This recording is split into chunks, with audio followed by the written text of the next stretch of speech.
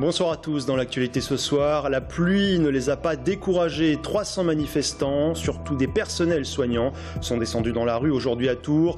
Un appel à manifester national, mais c'est bel et bien un dossier local qui inquiète. Le projet de suppression de 400 postes à l'hôpital de Tours. 24 heures après le passage de la tempête Zeus, le point en Indre-et-Loire. Le courant est revenu dans la majorité des 11 000 foyers touchés hier. Des équipes d'Enedis sont encore sur le pont actuellement. Il a démarré aujourd'hui à Tours le premier trophée L'équipe de pétanque. L'élite de la discipline est rassemblée jusqu'à samedi et notamment le Bénin, une équipe jeune mais déjà au sommet, vous le verrez. Bienvenue à tous. Jusqu'où vont-ils tenir? Cette question, les personnels soignants disent se la poser tous les jours en allant au travail. Sous-effectifs, manque de reconnaissance, épuisement. Ils étaient 300 à manifester aujourd'hui dans les rues de Tours pour dénoncer, je cite, la casse de la santé et de la protection sociale. Un peu plus tôt dans la journée, d'autres avaient rejoint le cortège parisien. Et parmi les dossiers qui fâchent, le projet de suppression, déjà évoqué ici même, de 400 postes à l'hôpital de Tours d'ici 10 ans. Amanda Breuer-Rivera. Une semaine après la fuite du projet de modernisation du CHRU de Tours, la pilule ne passe pas.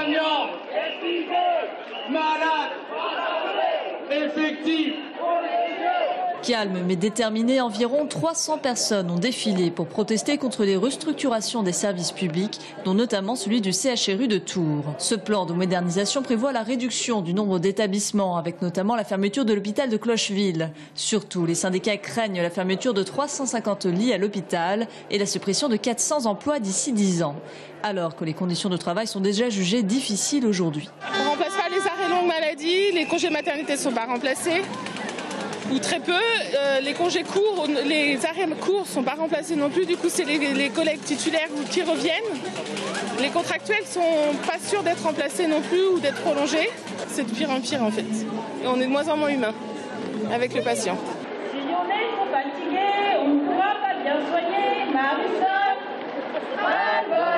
Au-delà de la peur de perdre son emploi, de la souffrance au travail ou du manque de communication autour de ce projet, c'est aussi l'occasion d'interpeller les électeurs et les élus.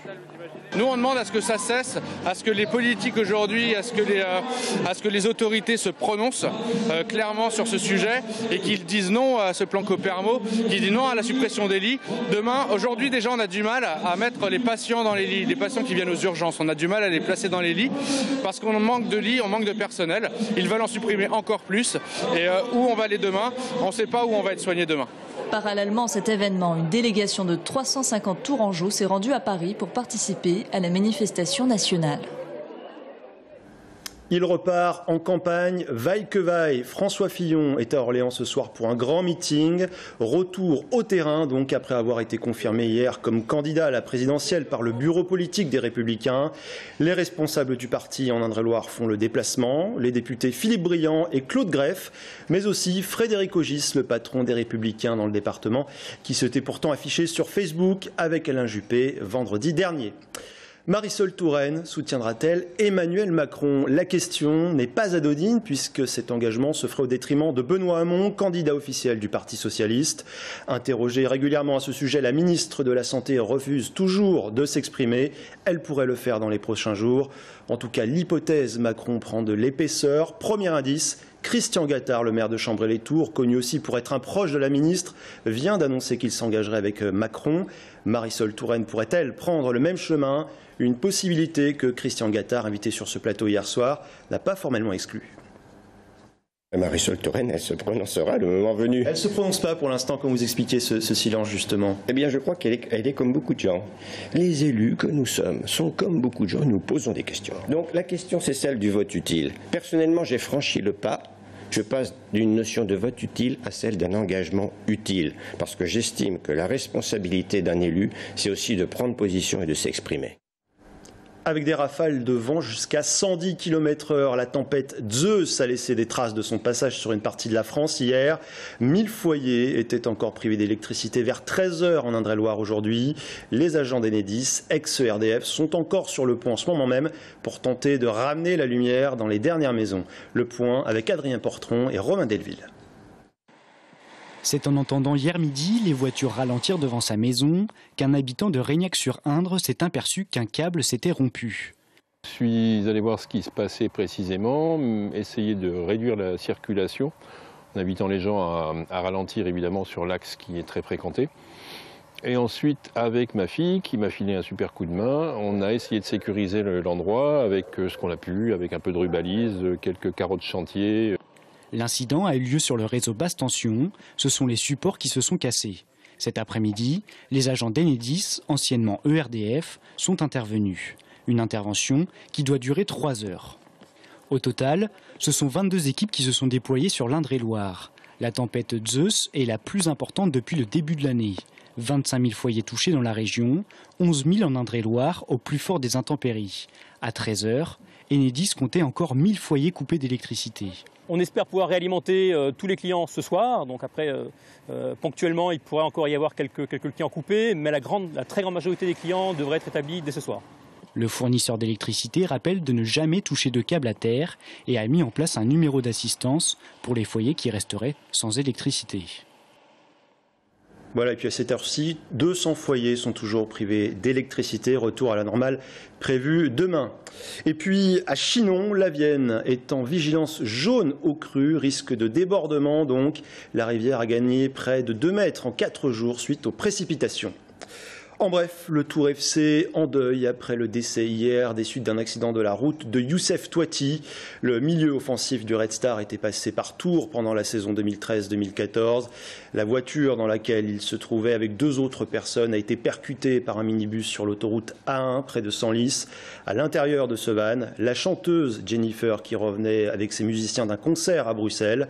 Dans la collision, une autre passagère de la voiture est également décédée. Un mot de tourisme avec le lancement aujourd'hui de la campagne de promotion du Val-de-Loire à destination des Parisiens. Elle prend la forme d'une grande campagne d'affichage dans les principales gares, mais aussi dans 18 stations de métro, 1500 bus et tables de bistrot. Communication essentiellement axée, vous vous en doutez, sur les châteaux. On écoute Jean-Gérard Pommier, le président du conseil départemental d'Indre-et-Loire. C'est un rappel de notoriété. Le Val-de-Loire est connu, mais il faut faire des campagnes de communication comme d'autres régions qui ont moins de patrimoine que nous le font. Donc il faut absolument le faire, et on le fait sur tout un axe avec le Loir-et-Cher main dans la main. On voit bien que le côté international a baissé avec les attentats, la peur liée au terrorisme, mais ce sont les visiteurs français, la clientèle française qui a pris le relais. Et on a eu une année 2016 qui finalement, avec un automne qui a été clément, on a baissé à peine de 3-4%, ce qui était, je dirais, mieux que ce que l'on craignait. Et cette année, on espère une bonne année. Mais il ne faut pas attendre, il faut anticiper. Et il faut se bouger, et il faut aller à Paris. Tours, capitale mondiale de la pétanque, n'en déplaise aux Marseillais. Le journal L'Équipe a donc choisi le Boulodrome de Roche-Pinard pour son premier tournoi international. Jusqu'à samedi, les 12 meilleures équipes du monde s'affrontent, sorte de répétition générale avant les mondiaux qui se tiendront en Belgique dans un mois. Parmi ces équipes qui nourrissent de grandes ambitions, le Bénin, une jeune équipe déjà vice-championne du monde. Audrey Champigny. À tout juste 18 ans, Marcel n'est encore qu'au lycée, en terminale. Ronald, lui, est étudiant. Et Alain, couturier. Tous les 3 sont pourtant déjà vice-champions du monde de pétanque. Un palmarès signé Guy Tronou, le sorcier noir, qui est revenu au Bénin entraîner l'équipe nationale après une carrière d'ingénieur en France. C'est un sport qui est en commun, comme le football, où beaucoup jouent au boule. Depuis, moi, mon père jouait au boule avant que je sois né. Donc, vous voyez, j'ai 67 ans. Donc, ça veut dire qu'il y a longtemps que la pétanque existe au Bénin. Malheureusement, la doublette béninoise sera éliminée dès les premiers matchs de poule. Je peux dire qu'on a manqué un peu de réussite dans nos attaques. C'est ça qui a permis à la de gagner. Sinon, je peux dire qu'on n'a pas trop mal joué, mais c'est la réussite qui n'a pas marché. Il fait un peu frais quand même. Sous le Boulodrome, et nous avons l'habitude de jouer au chaud. Bon, c'est vrai, on ne peut pas prendre ça comme excuse, mais bon, c'est un peu pareil pour tout le monde. Mais ça nous a quand même un peu gêné, surtout notre joueur qui n'a pas su remonter la pente pour que les mains soient gagnées. Demain, il y aura encore les triplettes et les individuels, et certains mordus de pétanque ne manqueraient ça pour rien au monde.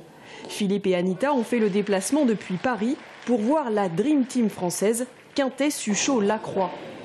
Je joue à la pétanque, j'ai gagné déjà des trophées, etc. Mais comme je suis vétéran, j'aime bien voir ces joueurs parce que les mènes se déroulent plus loin, sont plus longues.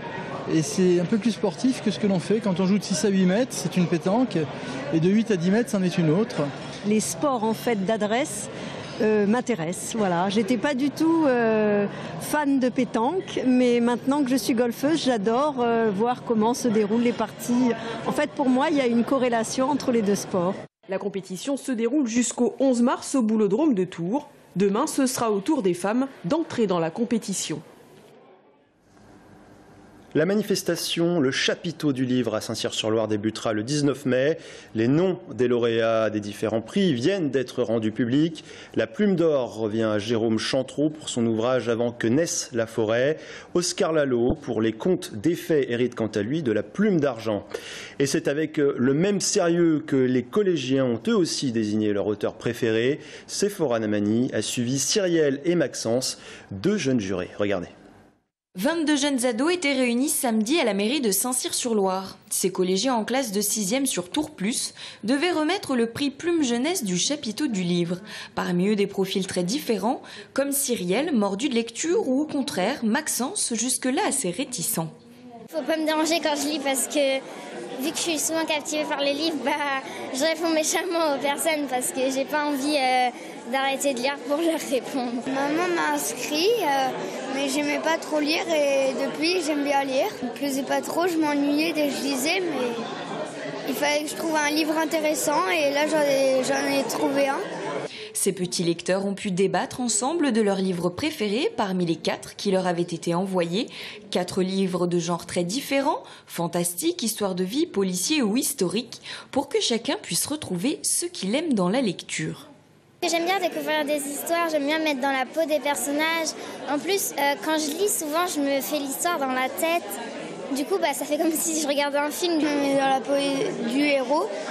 Je fais comme si j'étais dans l'histoire et ça donne des frissons. Et souvent ça endort.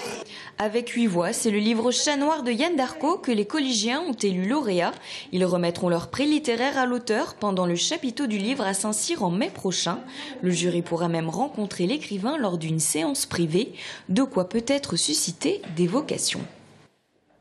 Et puis pour être tout à fait complet, le prix Jean-Yves Couteau, du nom du fondateur du chapiteau du livre décédé l'année dernière, a été remis à Frédéric Gros pour son livre Possédé. Rappelons que TV Tours est partenaire de cette 9e édition qui se tiendra du 19 au 21 mai à Saint-Cyr-sur-Loire. Donc, il est le candidat du Parti socialiste pour cette présidentielle et pourtant, Benoît Hamon n'arrive qu'en 4e position dans les intentions de vote au premier tour.